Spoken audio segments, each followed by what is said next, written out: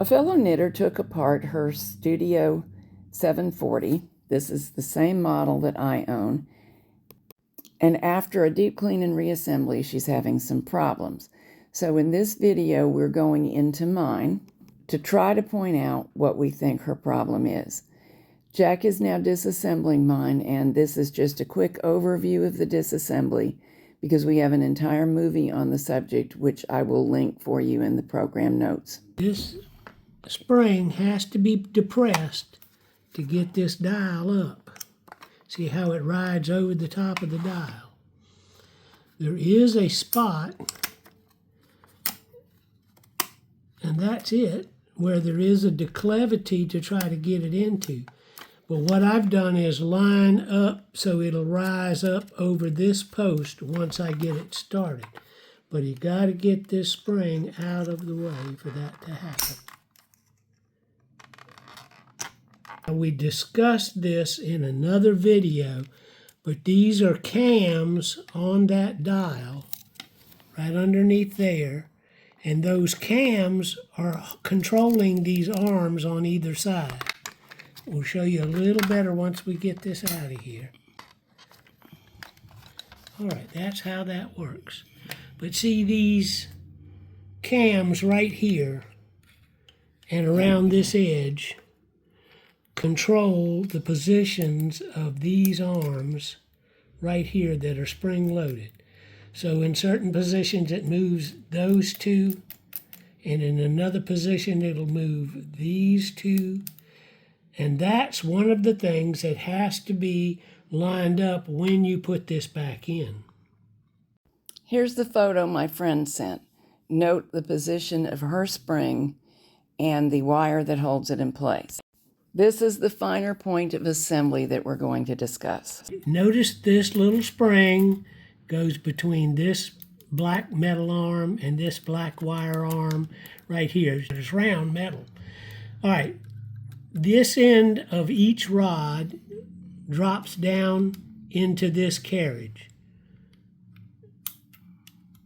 Notice how when the cancellator goes past its center position, that's when it holds it over here and clears the drum. Just a quick question. Yes. Is cancellator really a word? Yes. You sure? Yeah, I just made it up. Okay, we'll go with that. Okay. And see, it does the same thing. When this is held over, it clears the drum. If you had things on and it would normally do that by hitting a little trigger on the bed. Right, right. There's a center trigger, but now watch. See how you heard it when it spun?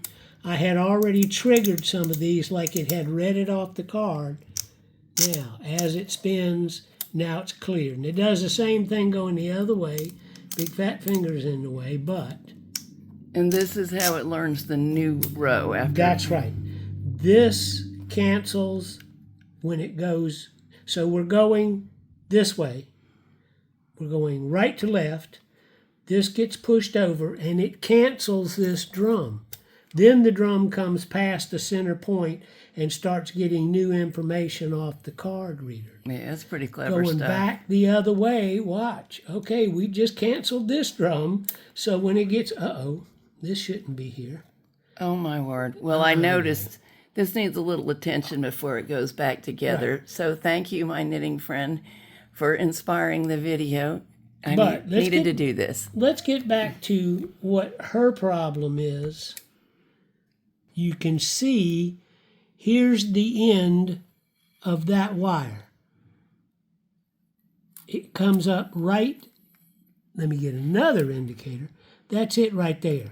That's the end of the wire coming up through this slot. Mm-hmm. Now, if I hold the spring out of the way, you can see when you go that way, it's at the end of the slot here. And so it's pushing this cancel lever. And when we go the other way, it's the same thing. And they're held by this coil spring at the inside edge of both slots. Now, if you'll notice, this is a common mistake. When I was working on carriages regularly, this happened. This end goes up. This end goes down. You can swap them. Whoops. You can put this one down in there and this one up through here, but it won't work. Nothing will ever be quite right. That's right. And it usually occurs when this screw right here is out and this spring is off, that these two wires will just fall. If you lift this plastic... So putting it back together, you have to be aware that they can fit in improperly. That's right. And I don't know if the camera can look down in there. Maybe yes, maybe no. But I'll try to lift it just a little bit. You can see that end just drops down in that hole right there. And that's how it should be. That's how it should be. But that means if it goes down on this end and up on that end, if you swap it, it still goes up on this end and down on that end. But this is a longer curve right here. I'm going to pull it out of the way so you can see how long that curved piece is underneath here. It's not that long over here. Okay. So you think that our associate has hers in backwards? It's possible. From the picture, these two don't look absolutely identical. Since this piece in her picture is held to one side and she says it's blocking the carriage from passing, that means that this wire obviously is in the wrong place and this spring is not holding the two ends together here. Because in her picture, So this if piece she is will to one side. Reorient her black wire assemblies Right. to match ours. Yes, take this spring off, take this screw out, and then make sure that these two wires are in the right position underneath here.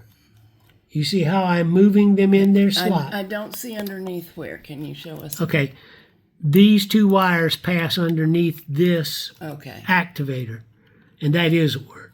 But notice that, see, they got play in them, and they'll jump all around until this spring is put into place. All right, I'm going to show you, look at the path this takes. Now, we know that it pushes in either direction. But look at the path. It rises up right there, and when it comes away from this cancellation arm... I'm trying to give you all kinds of looks at it. Okay, it rises up a little bit, but we're steadily going towards the back of the carriage till it gets to this turn. Then it almost runs parallel, but just a little in, but we're still in the same plane. And then it goes out again to where it goes underneath that piece. And our friends doesn't have the same... Now in her picture from here, okay, it's in this position, but in her picture from here it's going straight across. It's almost as if this end were in here, and that's the way the only way it can go. You can see it underneath here. Let me lift. Oh, when you can see it better on this side. Notice how flat that bottom piece is.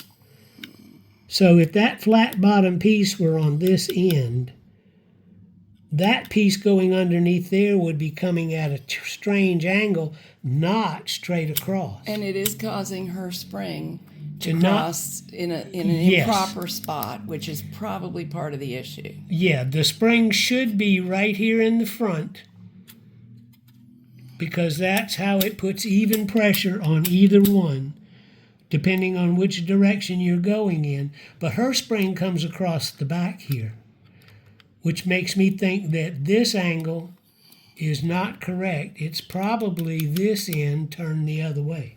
That's my guess.